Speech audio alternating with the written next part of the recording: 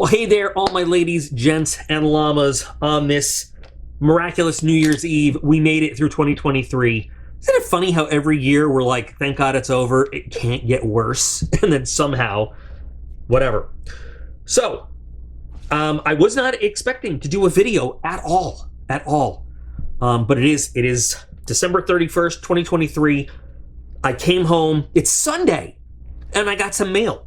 And I have covered up this entire label because I don't know who this is from. And if this is from a viewer or something, I don't want to put their address online, but I just want to show you where it is from. It is from Beverly Hills, California. And, literally, 90212. Oh, not 90210. It would have been so cool if it was 90210. I have not ordered anything from Beverly Hills that I am aware of. I have not ordered Bubble and Crude. I have not ordered a high school. I have not ordered Phyllis Niffler's Girl Scout troop. So I have not a cop, nothing. So I don't know what this is. I'm only doing this unboxing in case it is something cool that we might want to see. I'm seriously dumbfounded. A, that this showed up. B, that it showed up on Sunday. And C, that I just got a weird thing from Beverly Hills. Well, it's kind of sketchy to tell you the truth. So let's get into it. Let's see.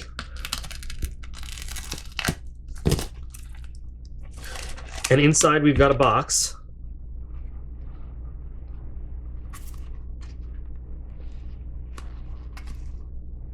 It says E65, and it's got some... That's Chinese, right? It's a Korean? That's Chinese or Korean? I don't know. I know it's not Japanese. No, it's not Japanese kanji. But I apologize. I do apologize. I don't know if that's Chinese or Korean. I think that's Chinese. Based on that one in the middle, I think.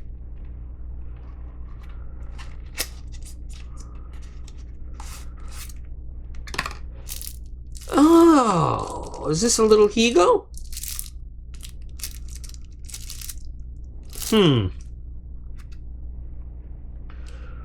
Well, that is interesting because why does little Mr. Higo have a box that is in Chinese? That's really interesting. So,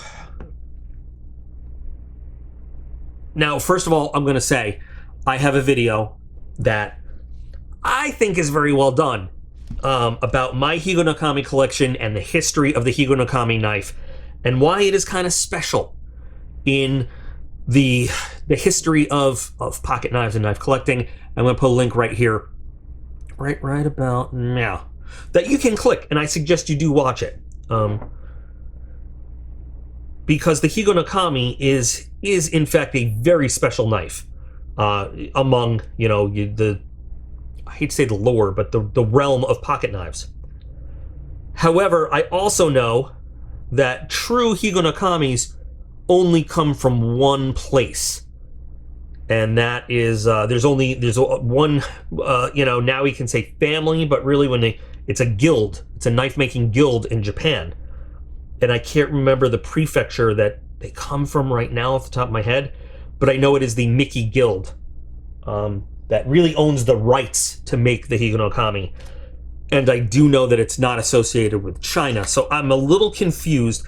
I also know that this is not the proper packaging that a true traditional Japanese Higonokami comes in. So and this is also not... This is not the pivot of a true Higonokami. It is a single hammered rivet.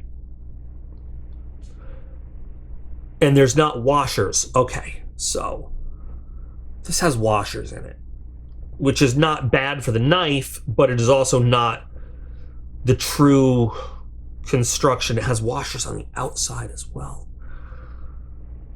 So this is not...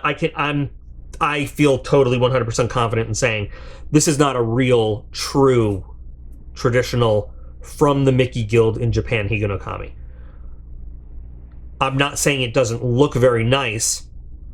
And it looks like we have... I need a paper towel. Give me a second, please, because there is some oil on the blade. And it does have a Damascus pattern on it, which does not feel laser etched. It actually feels like a pattern welded steel, and you can see striations on the steel on the spine.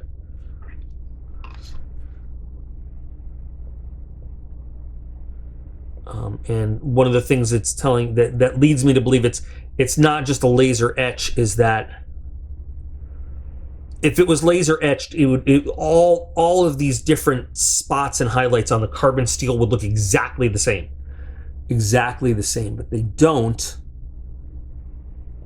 There's different, what's the word? Shininess to them, for lack of a better word. As some are just a little bit deeper than others as the knife was ground. You even have a little higher spot here. So if it was laser etched, it would all just be completely even all the time, all the way. So yeah, while it is not true hand forged Damascus, I always end up pronouncing it Damascus steel. I believe it is a production pattern welded steel, but this is not a. This is a. I hate to say knockoff, but this is a knockoff Higonokami. Now, if you didn't know what you were looking for, it might slip by you, and it would perform for you just the same as any other Higo would. This is a small. They come in basically a small, a medium, and a large, based on the blade size and the handle size. It is a brass handle, like for real. It's not plated or anything, you can tell. And that is one of the kind of signatures. Now you can also have a Higo that has a like a silver, a stainless steel handle. You can have the real ones do come with other colored handles, but brass is the traditional material because it's easy to fold over and stuff like that. But it was also abundant and easy to get when these knives were initially made. Now I hope that I'm not insulting. If somebody sent this to me, because I didn't get an email. Normally when somebody wants to send me something, they'll send me an email, or they'll get in touch with me on Instagram or something and let me know, like, hey, I want to send you something. And I will have given my address, which maybe that happened and I don't remember. And so because again, I didn't order anything from Beverly Hills. So if that did happen, I please don't take this as an insult to a gift you might have sent or something that you sent to the channel for unboxing. When I say it's a knockoff, I'm not trying to diminish or belittle your attempt to send something cool for us to look at. I'm speaking on it as learning points. Because hold on, let me do this. It is finished really nicely. The blade is very nicely done. When I call it a fake or a knockoff, I'm not doing that to insult you, who I really do need to go through and figure out who sent this. I'm not doing it to insult you as a person who sent it. And I also very much do apologize that I don't have a name off the top of my head here. But I'm doing it for learning, for everybody's benefit, including the sender, because it is very easy. And this applies not only to the Higo, but so many knives now. So there's so many knives you can buy online that are just copies, ripoffs, fakes. And some of them are very obvious. Now, to the average layperson just looking at this knife, they probably wouldn't know. They just look at it, give it a once over, and be like, that's cool. And it is cool. It is cool. Not that it's a copy, but it is, the Higo's a cool knife. But to anybody that has kind of studied these knives, owned a few, there are some real glaring tells that this is not a true and accurate Mickey Guild made Higonokami, and I've went over some of them. The same thing can be said for fake Benchmades, for fake Spydercos, for fake Microtechs, which is a big thing.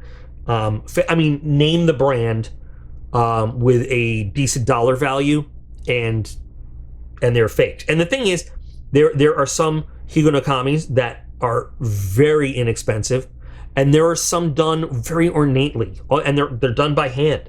So while they aren't usually associated with a very high dollar value, they are very collectible. They are sought after for collections. So they are faked. Again, especially since there's just that one group that has the rights to produce and sell them. But it is, you know, without knowing what you're looking for, sometimes it is easy to get caught. So here's my Higo that I refurbished recently.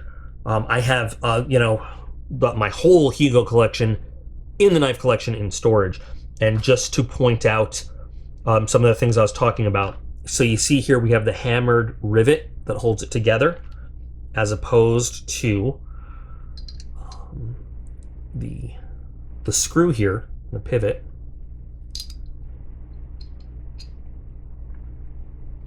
You can kind of tell here that the thumb piece is made of steel that has been added to the tang of the knife, whereas on a traditional Higo, it is just one piece, and it is hammered out to be flattened, whereas this one was, you can see that extra steel has been added to it.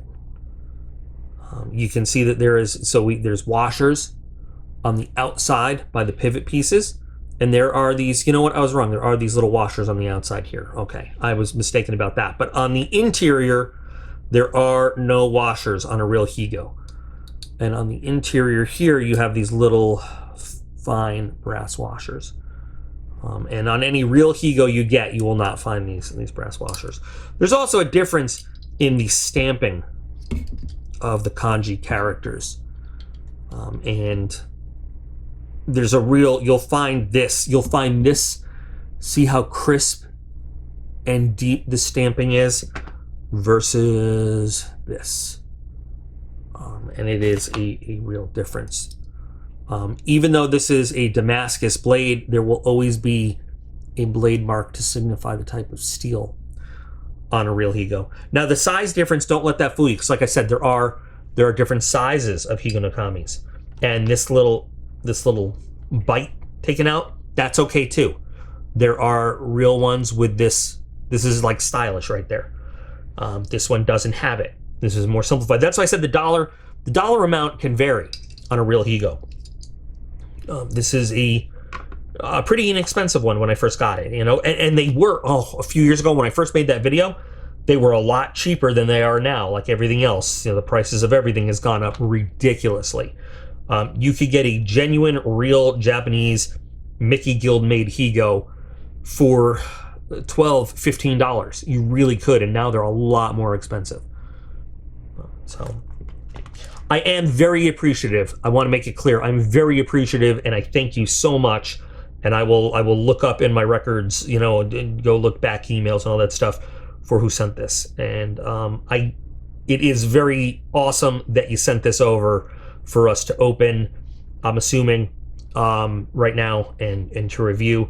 And even though it is not a genuine piece, I appreciate it because you provided learning, whether it was intentional or not. Whether again, I feel terrible because I got to go back and see. Maybe you knew you were sending a fake one and you were doing it on purpose so we could see it, or maybe you thought it was a real one and you just thought we'd really enjoy it. Either way, you know, you have provided us learning and the chance to point out what to look for. And you know, you really might have saved some people some hard-earned cash in their pockets to avoid getting ripped off. So you have done a good deed, and I'm going to send a personalized thank you when I work this out. So I guess that's it. This was a cool mystery. Oh, and then, by the way, you usually do not get this little leather pocket carrier. This is less to protect your knife and more to protect other things in your pocket from being rubbed up against it. But it also does protect the knife. The whole point is that it will weather and age with you. And, you know, so brass gets this patina. I just like shiny brass, which is why I did it. But you can see, even though I refurbished this, you know, not too long ago, it's already starting to pick up the patina from use and just general exposure to the world. So, all right, again, thank you so much. This is awesome. I hope that everybody out there has enjoyed not only seeing the fun mystery of opening this, but the little talk we got to have about a real versus a counterfeit Higonokami and some things you can look for. So happy New Year, guys. I hope everybody has a great outlook heading into 2024. I hope this is an amazing new year for all of us.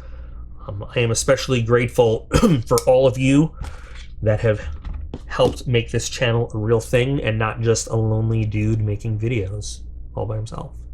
So remember that you are all absolutely awesome. I appreciate every single one of you, and I will be back again real soon.